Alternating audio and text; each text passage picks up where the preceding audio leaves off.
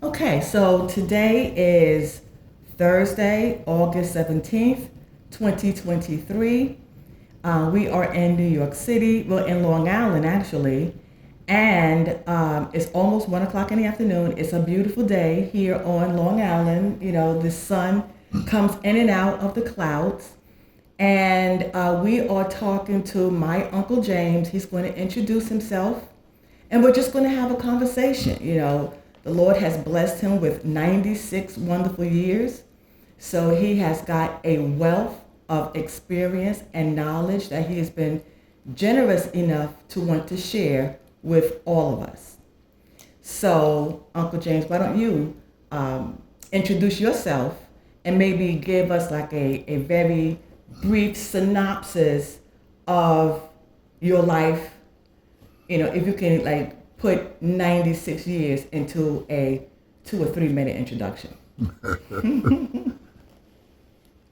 Okay, I am James T. Jefferson Sr., and I have many years of ministry. Started out real young as 9 years old. Had my first real experience with God, and it has from that become a very interesting experience with me. And I got a chance to see God in a wonderful, gracious, and loving way. And I'm glad that He gave me a real interest in reading His written word. And by reading that, I understood Him better. I understood other people better.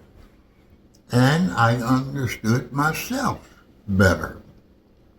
So it has really been a wonderful life experience from my very early years until today. Wow.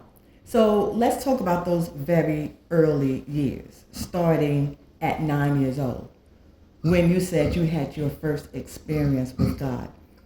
Can you tell us about that? Yes, when I was 9 years old, my mother sent me and my brother and two sisters to visit our grandparents. And This is your grandparents on your mother or father's side? on my mother's side. Mm-hmm. And while I was there, I was looking at a flashlight on her mantle. And for some strange reason, I was fascinated with that and took the flashlight home, pretending I found it down the alley somewhere.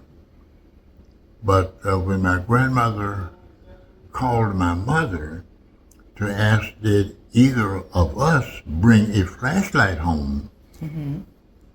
my mother told my grandmother that James did.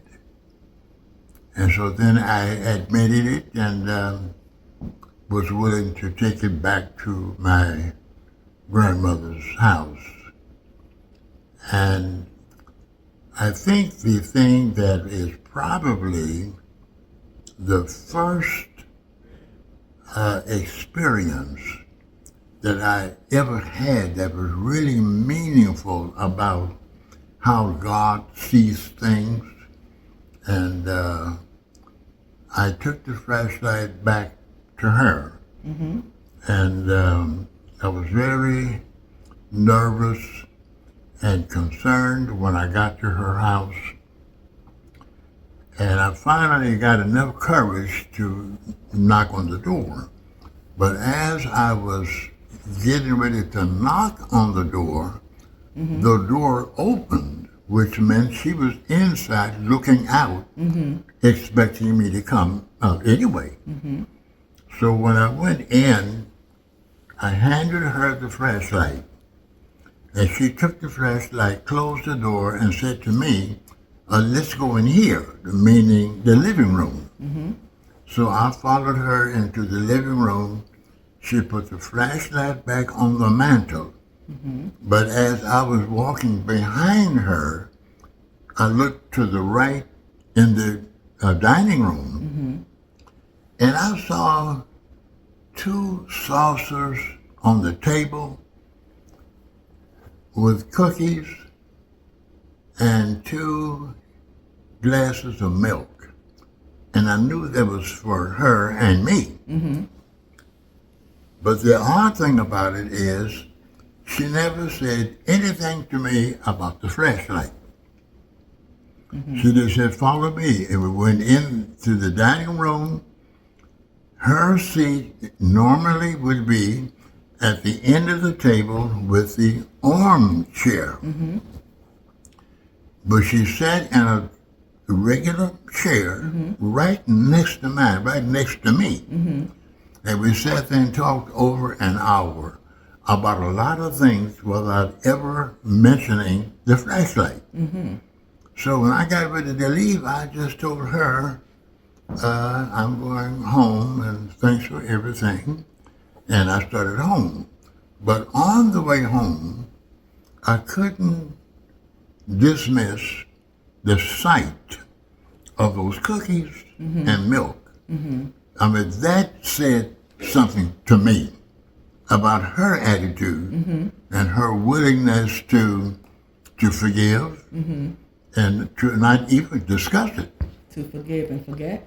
Exactly. So when I got about halfway home and thinking about that, I asked myself, I wonder, does God forgive like that?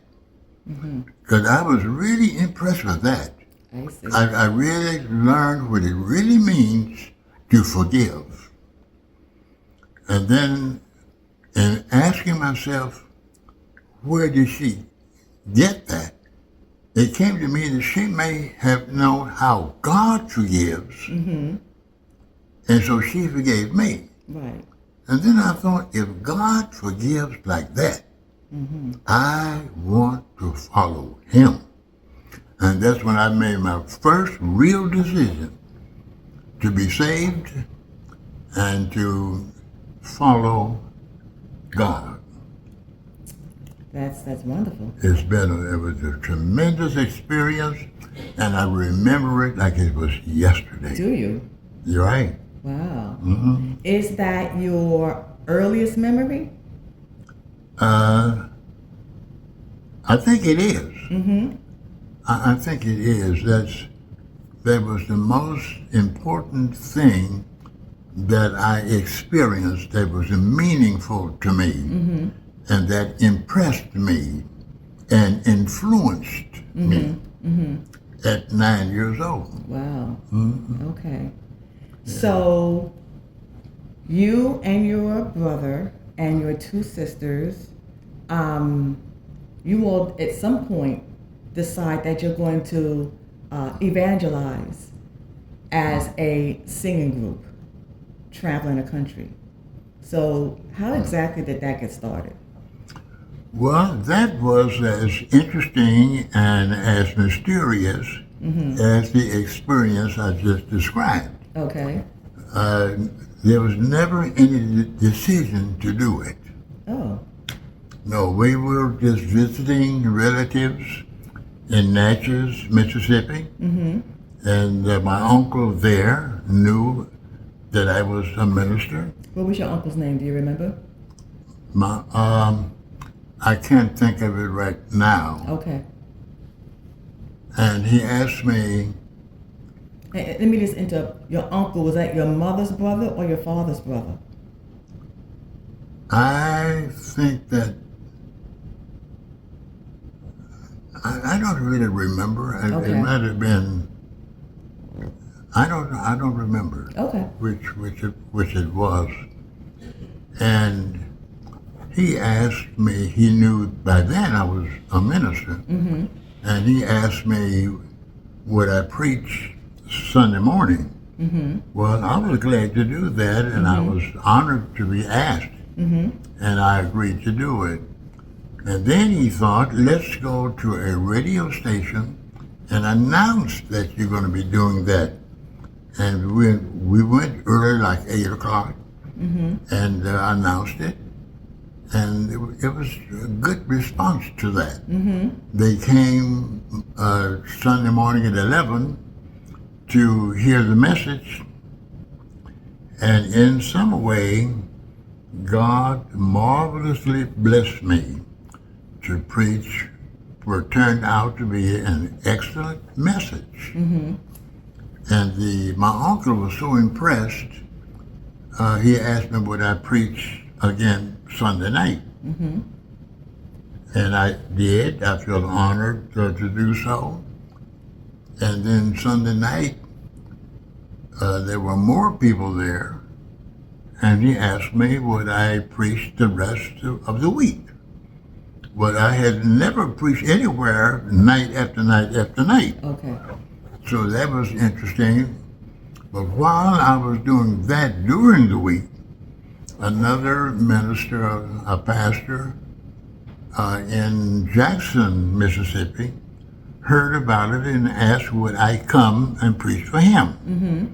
So the following Sunday, I was in Jackson, Mississippi, and preached a week.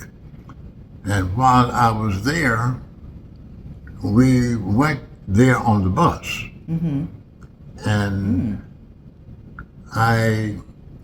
the house we stayed in, the boy at the house had a bicycle. And I asked him, could I try his bicycle? And while I was going down the street on the bicycle, I saw this used car lot. And they had a car on the corner on a platform, which was supposed to be, I guess, their specialty. So I walked in and asked the man about the cars and the specialty. And to make a long story short, I ended up making arrangements to buy the car with no money. And the man was very kind and considerate, and he said he would make arrangements to let me sign everything and take it with me, and then I could send the down payment when I get it. So you drove off the lot without ever giving him any money? Not a nickel. Oh my goodness. In the South. Oh my goodness. I drove, and I put the bicycle in the trunk of the car, and drove home and told my brother and sisters that I got a car. And that was really amazing and interesting, and we laughed and talked about that. Do you by any chance remember how much the car cost? I don't remember. Do you remember what kind of car it was? What make and model? It was a small Oldsmobile. Later on they had what they called the 88 Oldsmobile and the 98 Oldsmobile, but this was smaller than even the 88, and I think it was called a 76. Now what those numbers mean, I'm not sure. And the man let me have the car with the promise to pay it at a certain date, to mail the down payment to him. Wow. I put the bicycle in the trunk, and went back to the house where I was staying, and surprised my brother, Oscar, and my sisters with the car. And it was really a nice car. Wow. Yeah, in fact, it was the man's bit. It was his specialty, sitting on this platform in the corner, out on the parking lot. And that's how it all got started. And then we never made a decision to travel. I never made a decision to be an evangelist. I just got so many invitations, one right behind the other, that we ended up being out there for months and years without ever making a decision to do it. Wow. Okay. And my brother and sisters were so cooperative, and they really enjoyed it, and they participated well, and they made me look good, and it worked out real well. So how many states would you say the four of you have visited of the 50? Of the 50 states, We probably have visited maybe 35. Okay, coast to coast? Yes, yes, And did you travel most of those states with this new car? yes, Okay. yes. We uh, after that we ended up buying a new Oldsmobile, Okay. and from then on it was just Oldsmobile after Oldsmobile, Okay. and then we changed from that, and we ended up buying Cadillacs, and Okay. everything was so smooth and easy to do, and I took that to mean that it was God's will, and God let it happen without any strain on our part. Okay. Wonderful. Getting back to your grandparents. I know you mentioned the story about your grandmother and the cookies and milk. What memories do you have of your grandfather? Not much. He was not a talkative person, and I don't remember ever having a conversation with him. Okay. Um, he was a quiet man, and I always saw him as a good man, but he never said much to us, and I said like nothing to him. Okay. In fact, I didn't see him often. When I went to visit my grandmother, he was never at home. Was he at work? I don't know. Okay. I don't remember. And your father's parents? They were interesting people also. They were very kind to us. And what was so remarkable in my total experience was the real good support I got from all of my relatives. And they made us feel comfortable and gave us a feeling that we were doing the right thing. And it just worked out without any real planning on our part. I'm sure had planned what he wanted, and what happened to us, I think, was a part of what he had planned. I see. Okay. As far as the traveling is concerned, did you have like favorite parts of the country? Did you prefer to go to the South? Did you prefer to go in the Midwest? Did you prefer the East Coast or the West Coast? Anything like that? No, I didn't. Okay. Just everywhere was the same with me. Were there any locations that you refused to go to? No, Okay, so it's not like you were afraid to go to the Deep South because it was so dangerous during that not time? at all. Okay. Did you have any encounters, particularly in the South, that you felt could have endangered your lives? Not at all. Really? Not at all. And what do you attribute that to? I think my thinking on that would be that God wanted us to do what we were doing, and He made it so that we could do it without being discouraged or interfered with. Everybody was so open and kind to us, black and white.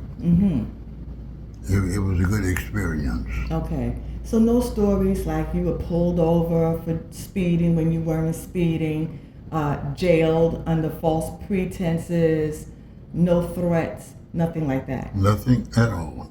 Okay. It was the smoothest thing you could possibly have from day one till it all ended. I see. And to me, that was an indication that it was God's will. And because it was God's will, God made it work the way He wanted it to work. Okay. All right. Okay, so you're preaching, plus you play the guitar. My father's playing the piano. Your sisters are singing. How did you get the word out that you all were available to come to churches to minister in that way? Well, I think that was something the Lord worked out himself by blessing us to be effective where we were. The news got out and other pastors heard about it, and we ended up really getting more invitations than we could get to. So we never had to ask anybody, can we come? We were trying to get to everybody who asked. So it was kind of phenomenal. The people thought it was unusual to see two brothers and two sisters together and doing as well as we were doing. And the news got around and we got more invitations that we could get to. Did you keep a calendar? I mean, how did you keep those dates and locations in order? Oh, I just wrote it down. You just wrote it down? I wrote down who invited me, the date that we were to start, and the whole thing. And we had invitations as far as 6 and 7 months in advance. And I wrote them all down and told each of them that we planned to be there. And I would tell them it's not really my practice to stay in touch with you, even though it's 6 months away. I said, but we will be in town Saturday before the Sunday we start. And if we don't hear anything from you, we will be there. And we did everything that way. Have you ever arrived on a Saturday and were and the host church was caught off guard or had forgotten? No, we had one experience that I couldn't quite understand. We got in town and I couldn't locate the pastor. When I kept calling, the pastor's wife answered and told us that the pastor was out of town. And it turned out that the pastor himself had forgotten it. And so we had gotten a room in a small hotel before I called her. And she asked me to just come out of the hotel, come on to their house, and she'll take care of everything. So we just came out of the hotel, went to the house. He came back Monday, and I don't remember now the details of what he tried to explain, but it worked out. Okay. It worked out. Okay. Wow. We didn't know, and we didn't really care. It wasn't our business. He didn't need to explain anything to us. But he was as kind as he could be once he got back. I see. Okay. And so that worked out real good. And I think that's the only problem we faced with any of those pastors through all of those years. That's I think that's remarkable. Right. So the group stayed together for how long?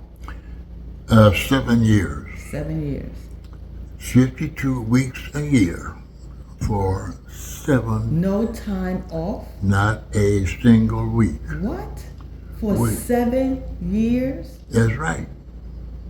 No time. We didn't. What about holidays, Christmas and Thanksgiving? It didn't make any difference. We just kept doing what we did. There was something attractive about that to a lot of pastors, and they saw it as unusual. They saw it as remarkable. They saw what as unusual and remarkable? 2 brothers and 2 sisters working together like that and going from city to city to city. And we ended up with being at some church 52 weeks a year. My goodness. It's almost unbelievable.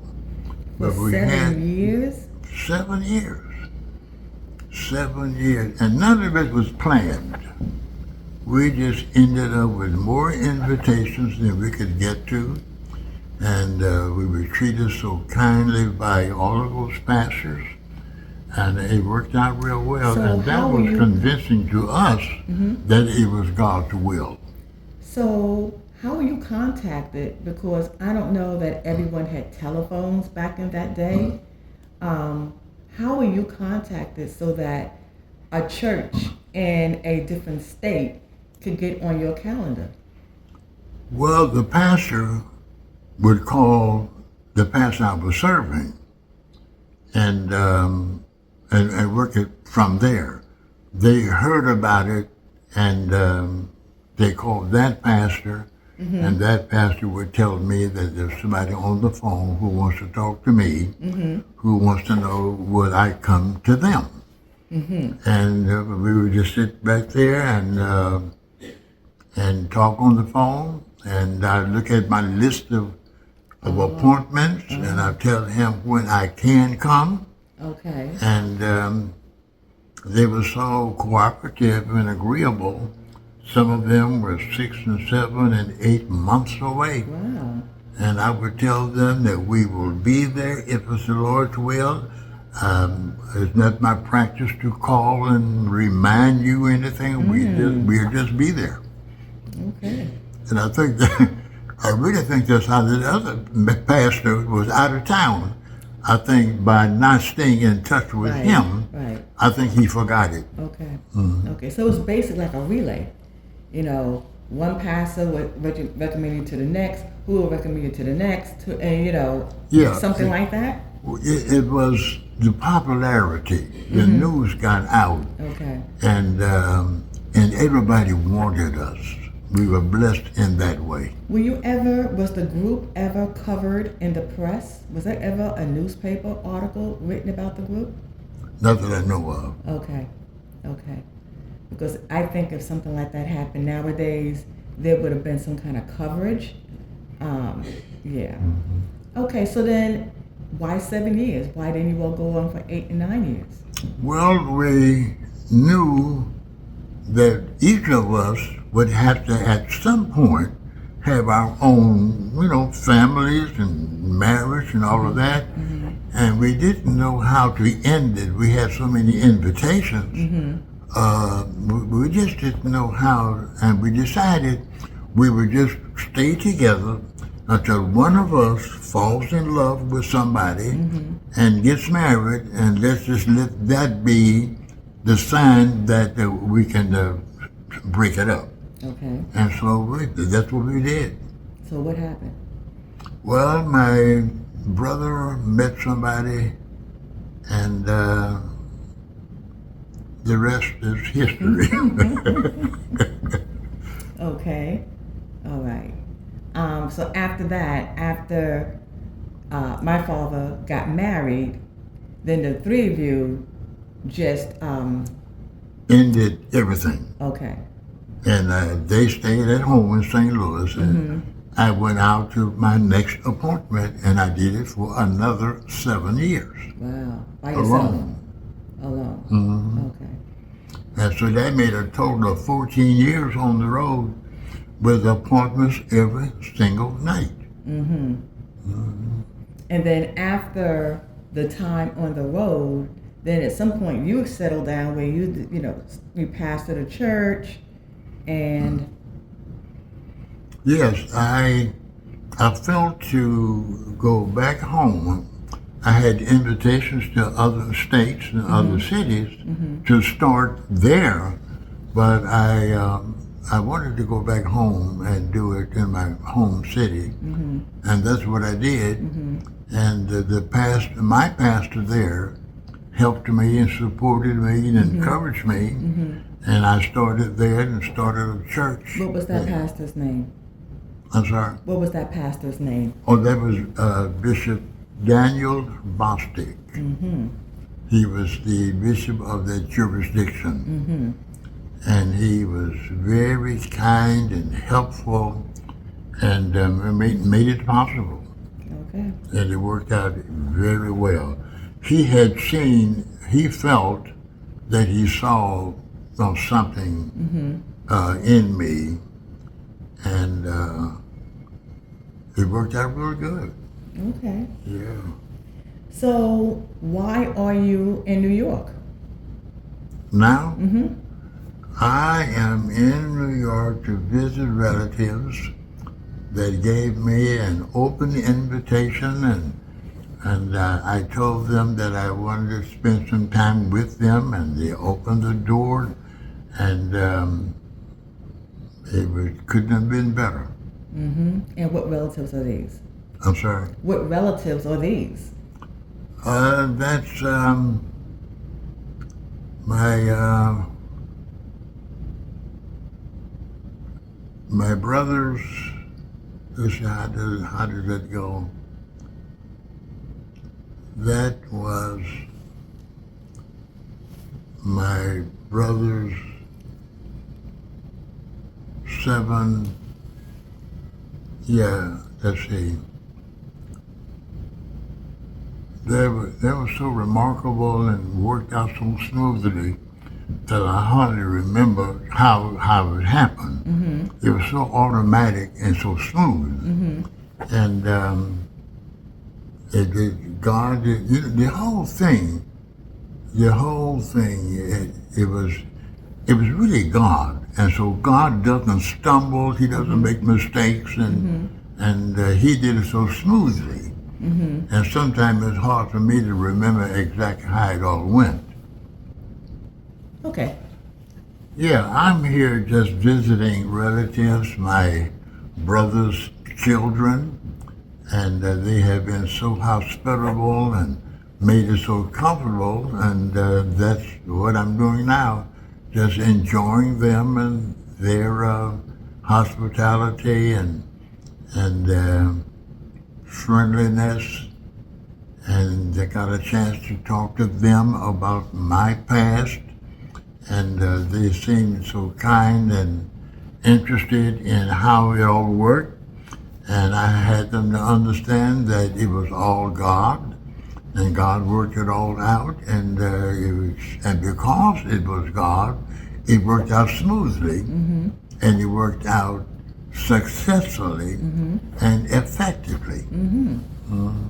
So, okay, so now that you have the luxury of time to be able to fly across the country to visit your nieces and nephews, looking back over all the years of your ministry, you have been preaching, evangelizing, pastoring a total of how many years? You know, how many sermons do you estimate you have offered over the years? Well, that's an interesting question. I have calculated that over and over to make sure I had it together. Mm-hmm. And it turns out that I have actually preached a sermon or taught a Bible lesson more than 14,000 times in my life. Wow. And that's accurate. Wow. And I have been active in the ministry 77 years. 77 years. 70 every day. For 77 years. That's all I was about. Okay. Was preaching the gospel, serving churches, helping pastors, preaching sermons, and teaching lessons. Mm-hmm. So now that you're not so much preaching sermons, I understand that you do a lot of counseling and teaching pastors. Am I right? Yeah, that's true. When I settled down to pastor, I also started a church, and I started a school. Mm-hmm. I had the Grace School of Ministry, where I taught other ministers how to improve and how to do better. Homiletics? Yes, Mm-hmm. yes. Okay. And it worked out real well. I had students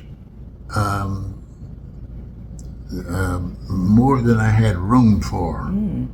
and they recognized, they thought that they could learn something from me, and it turned out that they did, and it worked out extremely well. I had taught that school, those classes. I really enjoyed it. Some of them were pastors who came to my school, and I shared with them what the Lord had helped me to understand about what it means to pastor, what it means to preach, and I had them to take a look at the details of what they're doing, the purpose of what they're doing, that they're doing it for God, and God blesses them to do it, and it's all about God. Okay. Well, thank you so much for agreeing to have this discussion. I'm sure it's going to be very, very valuable to everyone who views it now and in the future. So, again, I appreciate it. Thank you very much. Well, I certainly hope so. God has been good to me, and I hope they see something in that encourages them, because God can do for them exactly what He did for me, and I believe He will. Well, amen. Thank you.